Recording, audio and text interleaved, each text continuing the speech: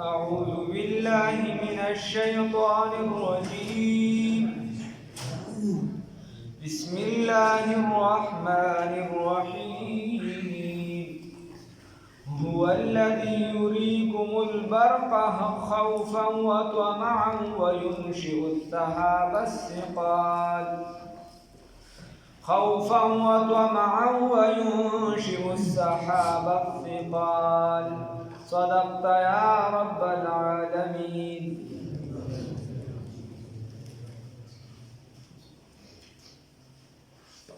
دې ځاینا الله رب العزت اوس په خپل توحید باندې وحدانیت باندې بل نه خوي.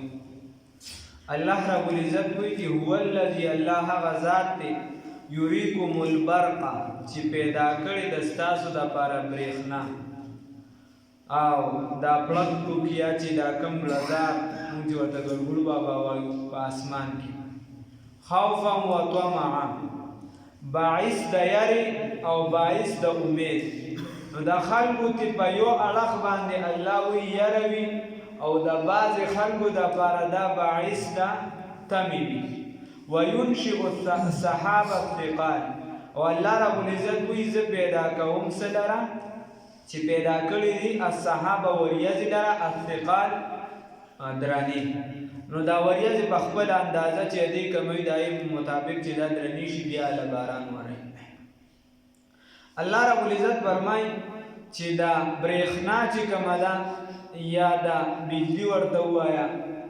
دا پړک ټوکیا چې ورته ګلګل وایو دغه چې کوم دي دا د څه خلکو دپاره د یرې سبب ګرځي او د څه خلکو دپاره دا د تمې سبب ګرځي. یریکم البرق الله هغه ذات دی چې ښایي تاسو ته البرق برېښنا لره خوفا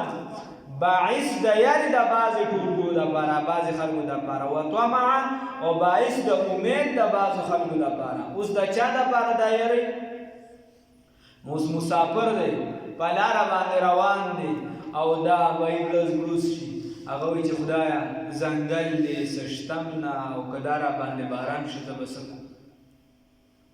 او د چا دپاره امید دی؟ یو کس په کور کې ناست دی محفوظ دی هغه وایي چې به یې ګرمي د باران به وشي نو موسم به ښه شي.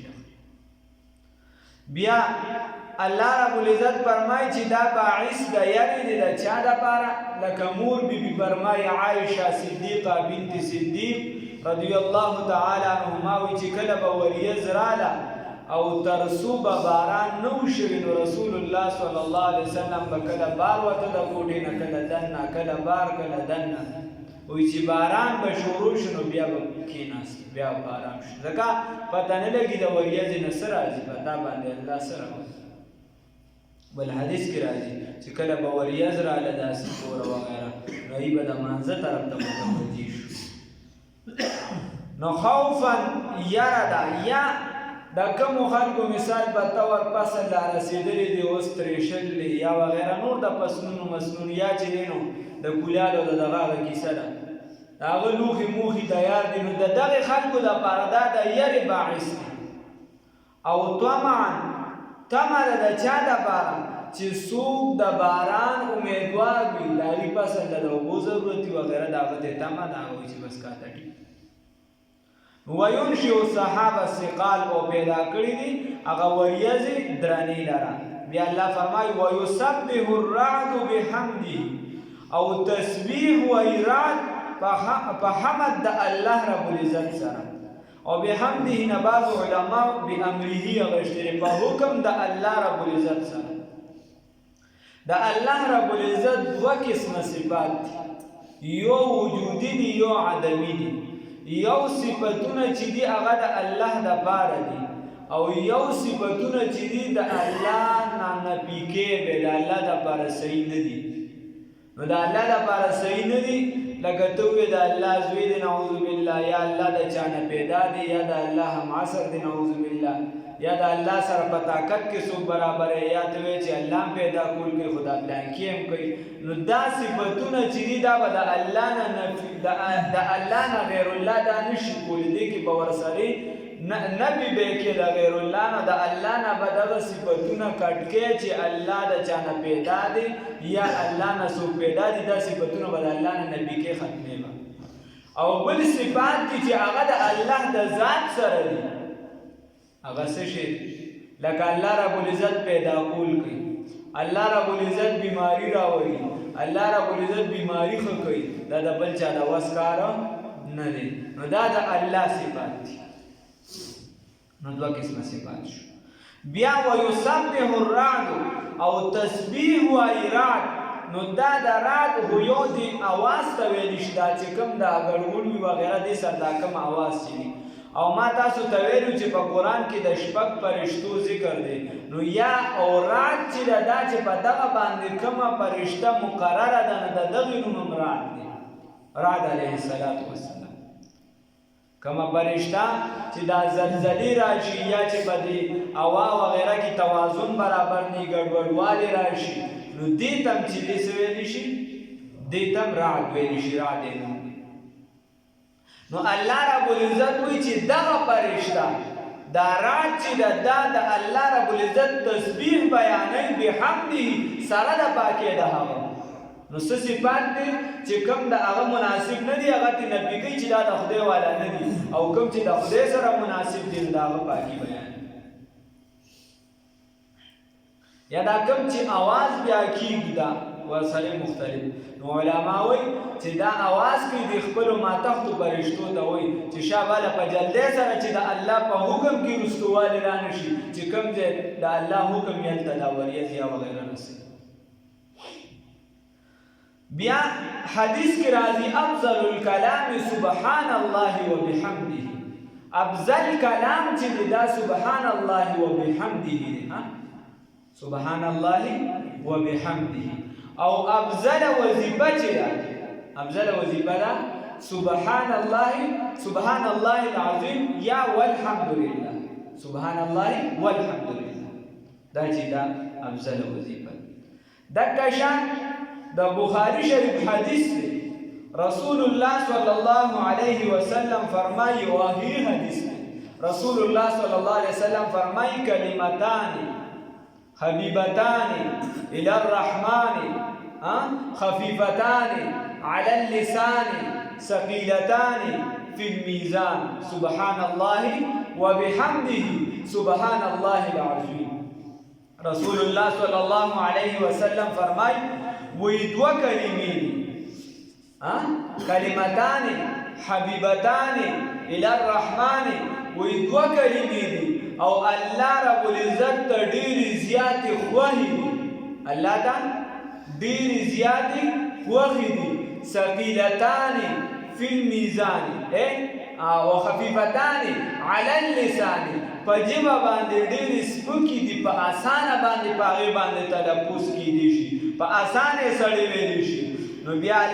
رسول الله صلی الله علیه وسلم فرمایي ثقیلتان فی المیزان او د تله د نیکۍ کې ډېرې زیاتې درنې دي د بخاري شریف حدیث دی او په تله د نیکۍ کې ډېرې زیاتې درنې دي هغه کومې دي سبحان الله وبحمده سبحان الله العظیم وایو سبحان الله وبحمده سبحان الله عظیم رسول الله صلی الله علیه وسلم فرمایي چې دا پتله د نیکۍ کې ډېرې زیاتې درنې او تاسو به د ابراهیم علیه السلام هغه سلام والا حدیث ولیدلی ورته وایي چې د جنت ځمکه چې دا میدان دی او د دې ونې چې دی سبحان الله وایي هلته به ستاونه لګي الحمدلله وایي هلته به ستاونه لګي الله یې توفیق راکړي نو دا ټول د الله رب العزت هغه صفات دي بیا الله رب العزت فرمایي نو دا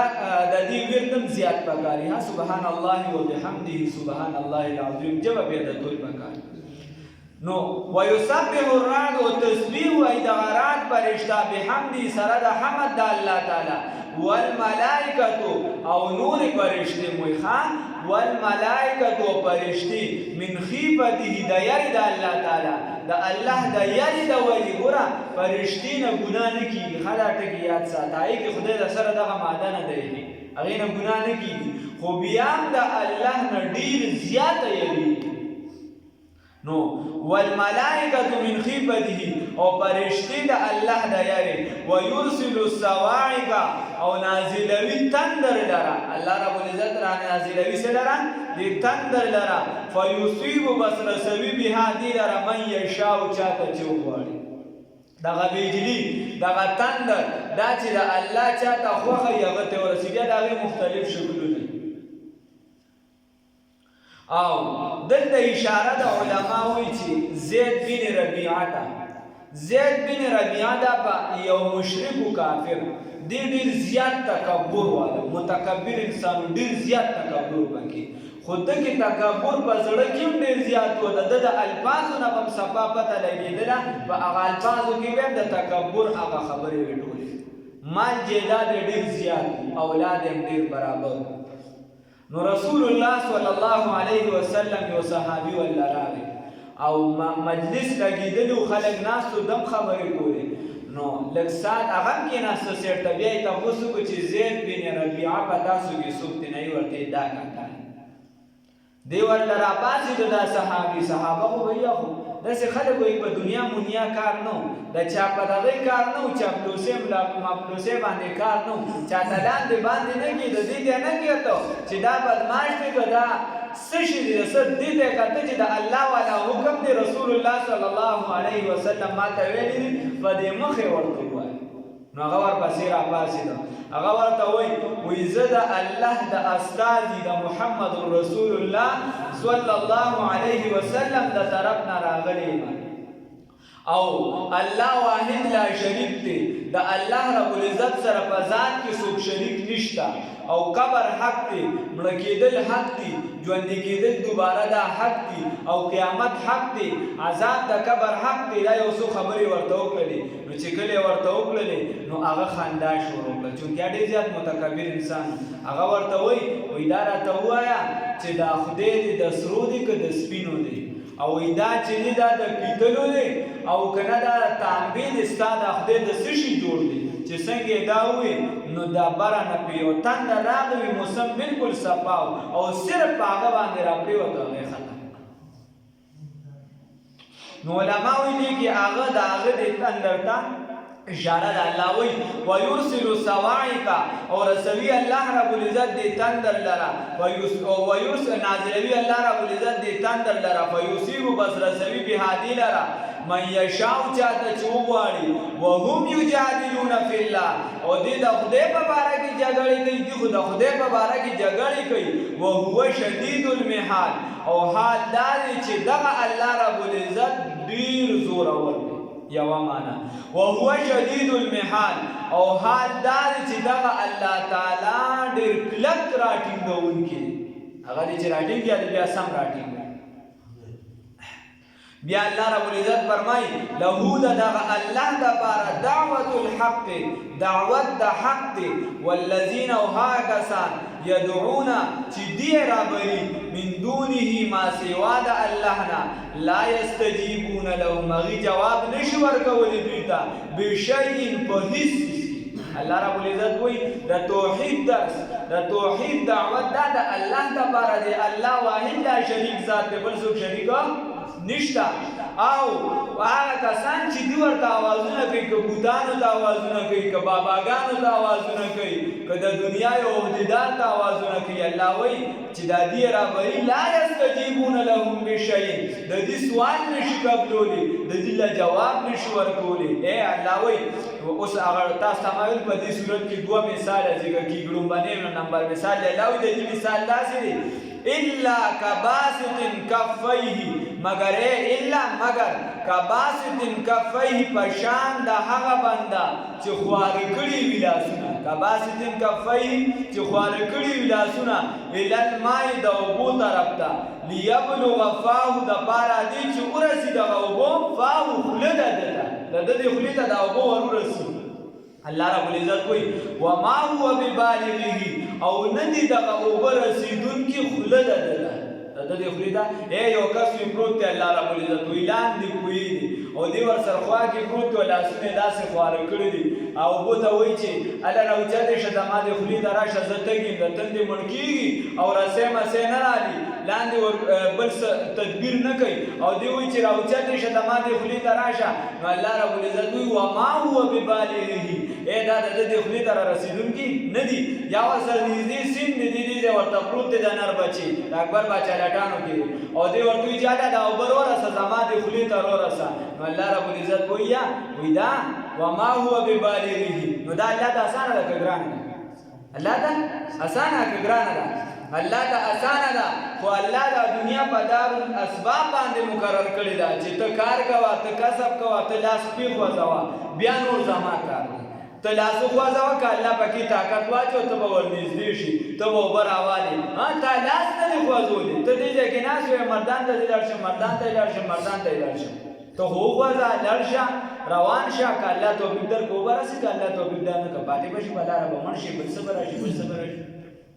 د دې وجې دا کم خلک چې سوچونه کوي چې وایي زه دې روان یم د اسمان نه دې پیسې را باندې راوغورځېږي په ما دې سره زر راوغورځېږي یا ما سر دې دا یوه معامله وشي نو دا الله کولی شي خو الله یې کوي نه زمونږ مولي صاحب اسلامي یونیورسټۍ کې پروفیسر مولانا عبدالواحد صاحب هغه مونږ ته وایي زما د یو ماما زوی دی وایي هغه به کاغذ او کاپي راوالي نو وایي چې لکه زه د پنجاب نه یو ټرک وړه راوړم نو په ما دلته به دومره پرېوځي بیا به د موټروې دومره خرچه راشي دا به دومره خیر کې ما ته دومره ګټه میلو شي وایي ما به ورته وایي ظالمه ځان له دې دماغ خراب کړه ټوله ځای وی بیا به کله سوچ کوم وی به چې زه داسې روان یم که نه او د اسمان نه چې دې داسې پیسې او بوجۍ را پرېوځي ما به ورته وایي چې دا ته څه وایې ما ته چې خدای نه شي کولی ما ته خدای کولی شي خو خدای پاک یې داسې کوي نه بیا خو به ته هم ناست یې او زه به هم ناست یم بل به هم ناست وي به چې خدای پاک اوس د اسمان نه دغه پیسې راوغورځوي بزرګان هم ډېر زیات وي که نو داسې الله رب العزت دا دنیا چې ده دا به انسان ته پرېښې ده او آخرت نتیجه چې ده هغه د الله ده هغه د الله درکوي ته محنت کوه نتیجه به درته میلاویږي دنیا کې ته محنت کوه ستا محنت خدای ضایع نه بوځي چېرته به درته صله میلاویږي نو الله رب العزت وایي وما هو ببالغه وایي دغه اوبه نه دي رسېدونکي خوله ده دې ته نو الله رب العزت وایي چې څنګه یو انسان پروت دی چې دا اوبه دې زما خولې ته راشي او دې له دغه اوبه دې خولې ته نه وررسي نو دکه شان چې دا کم د خدای نه علاوه بل چا ته اواز کوي نو دکه شان دغه بنده دله هېڅ هم نشي ورکولی دله هېڅ هم نشي ورکولی فایده نشي ورکولی نقصان نشي ورکولی هېڅ هم نشي ورکولی وما دعا بیا الله رب العزت فرمایي وما دعاء الکافرین او نه د دعا د کافرانو الا فی ضلال مگر گمراهی اوس د کافر دعا قبلیږي که نه قبلیږي نو د آخرت په اعتبار سره بالکل نه قبلیږي چاته که د هدایت دعا کوي بالکل نه قبلیږي د ځان دپاره د جنت سوال کوي بالکل نه قبلیږي د دنیا د کارونو دپاره سوال کوي د دنیا د کارونو دپاره نو بعضې مفسرین وایي چې دعا یې قبلیږي لکه شیطان هغه د خدای نه غوښتي وي چې خدای پاکه ماله مهلت راکړه چې دویمه پرې شپېلې ووهلي شي تر هغې پورې مهلت راکړه خدای ورته هغې پورې نه د لومبنۍ شپېلې پورې مې مهلت درکړه ځه نو بعضې مفسرین وایي چې د هغې د دنیا په امورو کې قبلیږي خو د اخروي امورو کې نه قبلیږي اخروي کې خو بس فیصله شوي نو الله بیا الله وایي ولله یسجد او د الله دپاره سجده کوي من هغه څه په سماوات چې په اسمانونو کې دي والارض او په ځمکه کې دي طوعا په خوشحالۍ وکرها او په زوره په خوښۍ او په ناخوښۍ وظلالهم او سوري لري بالغدو په څه کې په سحر کې والآصال او په شپه کې په وخت د شپې کې الله رب العزت وایي دا څه چې دي په ځمکو اسمانونو کې دا الله ته سجده لګوي دا څوک چې دي په ځمکو اسمانونو کې دا الله ته سجده لګوي تم مخلوق کې او دا سوري هم زما مخلوق دی الله رب العزت وایي وایي په وخت د سحر او بېګا کې چې نور در باندې د یو طرفه راتېرېږي که بل طرف ته پرېوځي ستا دا سوري چې دي دا زما طرف ته سجده لګوي نو سجده در باندې وړي د هر یو کس به سجده کوي ښه دا کمې چې وړي صرف قرآن ته ناست دي که نه سجده به تاسو هم وړئ سجده به لازمي کوي سجدي سنیت میت دی کی ضرورت نشته ها بس الله اکبر د غنیت الله اکبر وای بیا درې پیری کلمات په سجده کې سبحان الله سبحان ربي الاعلى سبحان ربي الاعلى کو پنځه پیری وی و پیری وای بیا الله اکبر وای بس انا سلام ته بګی دې ستونه نه ته ډېر په زړه کې شکونه مکونه راځي نو د قران سجده کو یا د تلاوت سجده کو بس الله اکبر لاسونو چدول پکې نشته ډایرکټ سجدي ته ځه او درې پیری یا پنځه پیری یا و پیر پکې سبحان ربي الاعلى وای بیا را پاس نه پکې سلام ستونه پکې بل څه مونږ ډېر ګرانه کړی خان قل ورته وایا اے پیغمبر صلی الله ټول یو کې ځکه چې پاتې شنو بیا پاتې او حکم داسې دي څنګه چې واجب مونږ دي او د واجب حکم داسې دي که حکم الفرض په شان د فرض حکم دی ها نو د لازمي به کوي اوس یو کې سړی او د چې کله څنګه سبق ختم شي بس ایدو کې کیسه الله رب العزت بیا فرمایي کل مر رب او هر چې دا خبره د زموږ په عوامو کې مشهوره ده کتابونو را نقل کړی ده چې د رسول الله صلی الله علیه وسلم سورې مبارک نو دا خبره ډیره مضبوطه نه ده ځکه احادیث باقاعده را نقل دي چې د رسول الله صلی الله علیه وسلم سورې مبارک وو او که بیا چېرته دغه احادیثو کې کلام شته چې د دې کوم وایي چې سورې نو او که بیا چېرته یو کس وایي چې نو هغه به ځکه نو چې د رسول الله صلی الله علیه وسلم د پاسه به د وریځې سورې او بیا که چېرته بیا هم سړی وایي ډېر تشدد وکړي چې نه نو چې نو د دې نه د رسول الله صلی الله علیه وسلم دا نه ثابتېږي چې ګنې هغه انسان نو هغه بیا هم انسان د هغه بچي دي د هغه پلار دی د هغه مور ده د هغه تره دی د هغه چې خاندان دی هلته کې انسان هم دی او نور هم دی قل ورته ووایه ای پیغمبر صلی الله علیه وسلم من رب السماوات څوک دی پیدا کوونکي د اسمانونو والارض او د ځمکې نو دوی به یا جواب درکوي یا نه دا رامیان دي ته ورته ووایه قل الله رب العزت پیدا کوونکي دی قل ورته ووایه پیغمبره صلی الله علیه وسلم افتخذتم آیا تاسو نیسلی دي من دونه علاوه د الله تعالی نه اولیاء دوستان لا یملکون دی طاقت نه لري لانفسهم خپل ځانونو ته نفعا د فایدې ولا ضرا نه د ضرر دي خو ځان له پیدا نشي ورکولی ځان له نقصان نشي ورکولی نو تا له به څه درکړي قل ورته ووایه ای پیغمبره صلی الله علیه وسلم هل یستوی الاعمى آیا برابر دی ړوند والبصیر او لیدونکي ړوند او سم برابر دی نه د دنیا په اعتبار سره چې دا برابر نه دی د آخرت په اعتبار سره کافر او مسلمان برابر نه دی الله رب العزت یا د ړوند نه مثال واخله چې یو کس بدعاتو پسې روان وي د سنتو خلاف روان وي مشرک وي شرک کوي او د بصیر نه مراد واخله چې کوم کس سنتو پسې روان وي او کلک موحد وي مسلمان بیا الله رب العزت فرمای ام هل تستوی الظلمات والنور آیا برابر دي تیاری او رڼاګانې تیار او رڼا برابر ده نو برابر نه دي مجدد بسانی رحمت الله علیه فرمای وی در بدعت هیچ حسن نیست در بدعت هیچ حسن نیست آن که را بدعت می گویند حسن اندر آن را کجا می آند سنن وی دغه مجدد رحمت الله علیه فرمایي دا خلک چې وایي چې په دې پلانکی سیس کې خوبي ده په دې کې رڼا ده چاته پیدا ده هغه یې بدعت نو چې یو شی بدعت شي وي په هغې کې رڼا د سره شته نه هغې کې د سره رڼا شته نه بیا وی سنن و نورها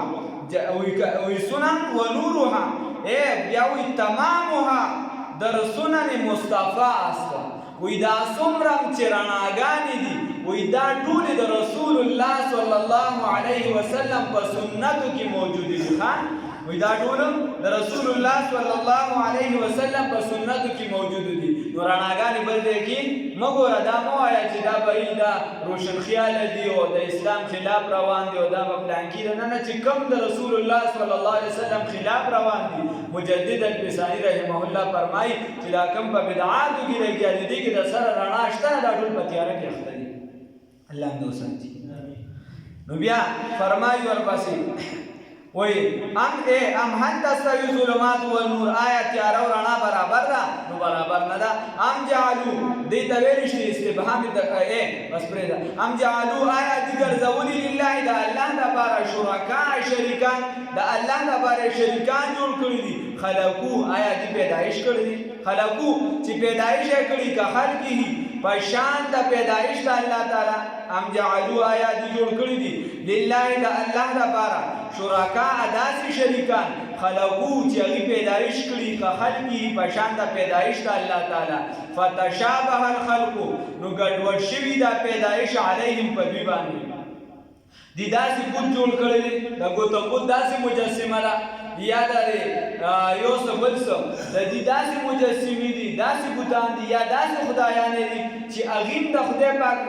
خدای انسان جوړ کړی هغې دغه شان یو انسان جوړ کړی دی یا خدای کمتره جوړه کړې یو ماشي یې جوړ کړی دی هغې داسې یو ماشي جوړ کړی دی نو که هغې چېرته جوړ کړي نو بیا خو به په دې باندې دا کیسه ګډه وډه چې یاره دی کې خدای کم دی هغې خو در سره دا ماشي یو وزر قدرې نشي جوړولی بیا ولې په دې باندې دا کیسه ګډه وډه قل ورته ووایه پیغمبر صلی الله علیه وسلم الله خالق كل شيء الله رب العزت خالق دی د هر یو څیز وهو الواحد او دغه الله رب العزت یقدار القهار او زورور دی الله دې د خپل قهر او غضب نه وساتي هو الذي يهدي حمزات يريكم البرق چې پیدا کړی چې خای تاسو تبریخنا خوفا چې باعث د یری دی د یوې ډلې دپاره د څه خلکو دپاره وطمعا او باعث د امید دی د نور دپاره وینشئ السحاب پیدا کړي دي وریځو لره الثقال دراني ويسبح الرعد او تسبیح ایران بحمده په حمد د الله تعالی سره والملائکة فرشتي من خیفته د یری د الله نه ويرسل الصواعق نازلوي تندر لره ويصيب بصر سوي بهادي لرا من يشاء چاله چوغواړي وهم دي يجادلون جګړې کوي فی الله فبارد الله تعالی کی یا فی الله بالله کی وهو ذلك وهو او حال دادی شدید المحال چې دا الله رب العزت لګنی منکری یا دا الله رب العزت ډیر زور ور دي سخت طاقت والا دی له دا الله رب العزت دبارا دعوت الحق دعوت الحق والذين هاكسان يدعون جدي رابلي من دونه ما سوى الله لا يستجيبون لهم جواب نشور کولی دیوتا یا سوال نشی قبلولی دوی بشیء دهیس الا مگر دادوی کباسیتن الا مگر کباسیتن کفیه پشان ده هغه بنده چې خوار کړي وي لاسونه را الی الماء د اوبو طرف ته لیبلغ فاه چې ورسیږي اوبه خوله د ته وما هو ببالغه او نه دي رسېدونکي دغه اوبه خولې د دې بنده ته وما دعاء الکافرین او نه د دعا د کافرانو الا فی ضلال مگر ګمراهي ولله یوحان د الله دپاره یسجد سجده کوي من هغه څوک په السماوات چې په اسمانونو کې دي والارض او په ځمکه کې طوعا و کرها په خوښۍ او په ناخوښۍ په رضا او په جبر وظلالهم او سوري د دوی بالغدو په سبا کې والآثار او په ماسخوتن کې یا په بیګا کې قل ورته ووایه ای پیغمبره صلی الله علیه وسلم نو سجده چې کوم مجلس کې مثال په ډول دا جومات دی په دې کې ته ګرځې راګرځې نو بیا به دا یو مجلس ټول حسابېږي نو که ته هر څو پورې سجدې تلاوت وکړو یو سجده به حسابېږي یا چې دلته دا هلته ناست وي او د دې ځای نه پاڅېدې بیا دې بار سجدې تلاوت وي یا دې لاره کوڅه کې وي نو بیا به هغه دویم حسابېږي بیا دغه شان ته دلته کېناستې او دا مجلسونه بدلې دلته یو ټولګي ناستې دغلته بل ناستې هلته نو دلته هم راشي سجدې تلاوت وکړي دلته هم وکړي دلته هم وکړي نو بیا به ځان نه حسابېږي بیا به د مجلس نه اعتبار کولی شي او که نه په یو ځای کې ناستې یو کس یې وایي یا یې ته وې بار بار سجدې تلاوت کوې نو بس به یو سجدې حسابېږي بس یو پرې کوه قل ورته ووایه ای پیغمبر صلی الله علیه وسلم دغه شان چې کوم دا ریکارډونو کې وي نو په ریکارډ باندې سجده نشته او براه راست چې کوم تلاوت وي لایو چې کوم چلیږي وغیره نو په هغې کې که سجده تلاوت راغله هغه به بیا کېږي قل ورته ووایه ای پیغمبر صلی الله علیه وسلم من رب السماوات څوک دی رب د اسمانونو والارض او د ځمکې قل ورته ووایه ای پیغمبر صلی الله علیه وسلم الله رب العزت قل ورته ووایه پیغمبر صلی الله علیه وسلم افتخذتم آیا تاسو نیسلی دي من دونه ما سوا د الله تعالی نه اولیاء دوستان لا یملک اولیاء شریکان لا یملکون چې دي طاقت لري دي مالکان نه دي د انفسهم د خپل ځانونو چې دي مالکان نه د خپل ځانونو ته نفعا د فایدې ولا ضرا او نه د نقصان قل ورته ووایه ای پیغمبر صلی الله علیه وسلم هل یستوی الاعمى والبصیر آیا ړوند او بینا برابر دي ام هل تستوی الظلمات والنور آیا تیارې او رڼا برابر ده تیاره او رڼا برابر ده ام ورته ووایه ام جعلوا آیا دي ګرځولي دي لله الله رب العزت دپاره شرکاء داسې شریکان خلقو چې هغې پیدایش کړي که خلقي په شان د پیدایش د الله تعالی فتشابه الخلق نو بیا به ګډوډ شوي دا پیدایش علیهم په دوی باندې فتشابه الخلق بس ګډوډ شوي پیدایش علیهم په دوی باندې قل ورته ووایه ای پیغمبر صلی الله علیه وسلم الله رب العزت خالق كل شيء خالق دی د هر یو څیز وهو الواحد القهار او دا الله رب العزت یکتا دی او ډیر زورور دی